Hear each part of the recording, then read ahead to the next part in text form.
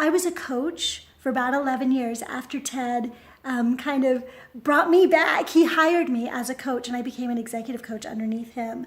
And one of the really interesting things that I found was that most of the people who I dealt with, these were executives. So these were people who were millionaires. They had the great marriage. They had a couple of kids. They had the great house. They had a huge amount of money, right? They had everything that we consider success. But when I would go and start talking to them and coaching them, the one thing that I found consistently was that the reason that their businesses were not working, which is why they called me, right, was because they weren't happy. They weren't motivated. They weren't passionate about their businesses anymore. They had lost themselves. And because of that, they were losing everything else. They were losing their business. They were losing their spouse. They had no relationship with their children, right? And so I became an expert on helping them to choose bliss. I took my own experiences. I took what Ted taught me, and I helped these people to find happiness again. And once they did, it was amazing how their life would turn around, right? Suddenly, they got new ideas in their businesses that would make it turn around. They were kinder at home, so their relationships were healed. So there were a lot of really, really good things that happened. And what I realized is that I could only coach so many people one-on-one. But I wanted the message out there. I felt like this was my mission. Like, have you ever heard this, that your mess is your message? The things that we experience in life can help so many other people. And I knew that my experience could help. Could help people, even if it's just one person at a time. If I help one person to be more blissful, they influence 10 people around them, who then influence 10 people around them. One person at a time, we can change the world, right? But it has to start with somebody. And that's what I wanted to do, is help somebody, to help to make that change. And if I could do it bigger, if I could help more somebodies, that would be even better. And so that's why I wrote the book, Choose Bliss. The book has like the strategies that were consistently the most successful with my clients and that I consistently use every day, even on these days where I'm in so much pain, even now, and that, or something is going wrong, or I'm dealing with challenges in my business. These are the strategies that I use every day. And those are the ones that I wanted to share with people. What was really interesting about writing the book, Choose Bliss, and I actually haven't shared this story with anybody, so you're the first to hear. It was really difficult to write that book because I'm not a person that lives in my past. I really do feel like I have gotten through most of my stuff. I mean, certainly everybody's got stuff there. There's always growth. There's always evolution. But I've done a pretty darn good job of getting through my stuff. But you know, to write the book, I had to go back because there were a lot of people who just thought, Monica, you're just happy because you're a lucky person.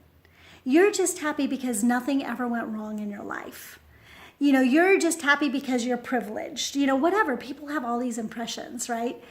So in order to really help the world to understand that bliss is a choice, it doesn't just happen to us, I needed to share with the world what my trauma has been, and that's difficult. You know, I'm not a person that complains or talks about myself that way.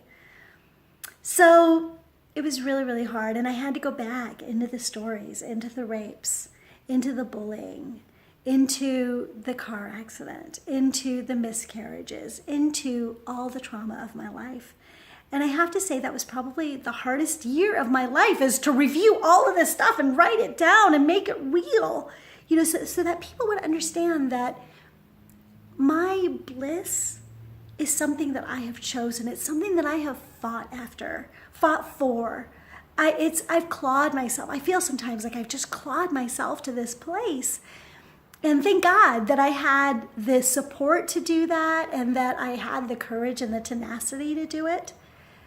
But it hasn't been easy. It's now a habit, right? It's a habit that I've created for myself.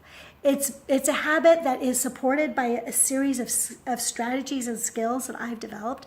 But this is all learned. This wasn't given to me. And so to write the book, I had to help people to understand that it wasn't given to me, that I learned this.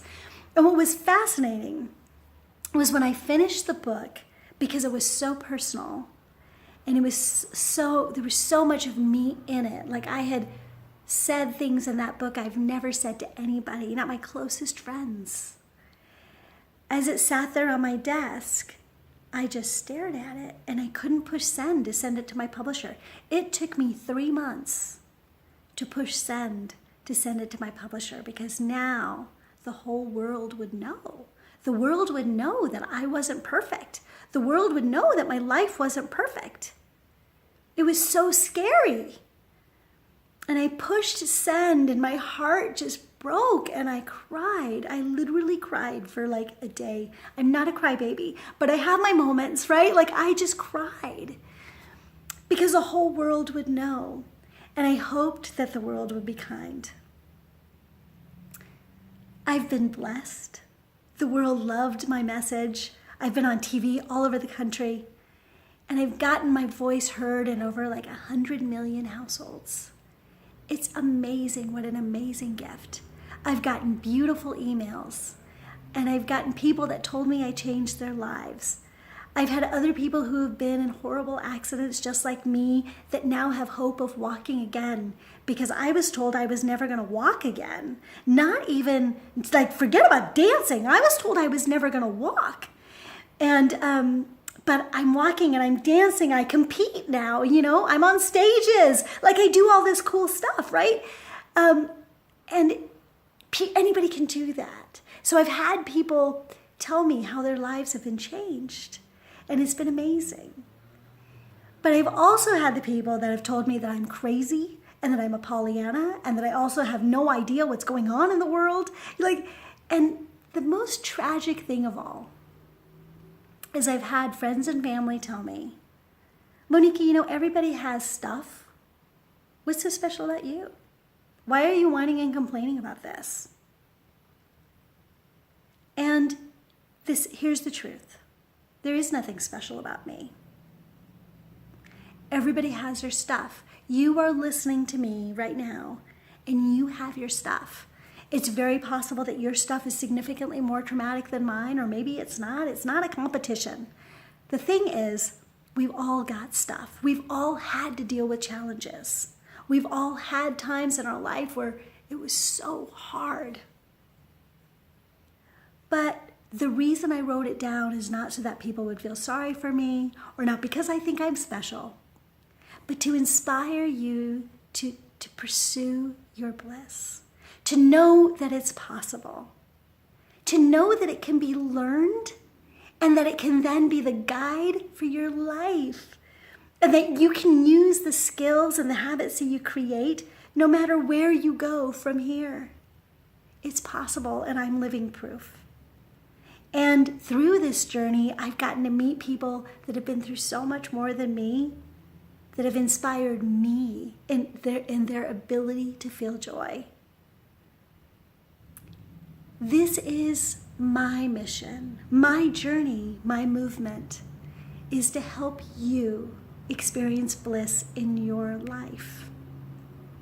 If you'd like to find out a little bit more about me or kind of what the techniques and strategies are, you can certainly go to Amazon and look at my book. It's Choose Bliss, The Power and Practice of Joy and Contentment. But whether you do that or not, please hear me. Bliss is your birthright. Choose to claim it every single day.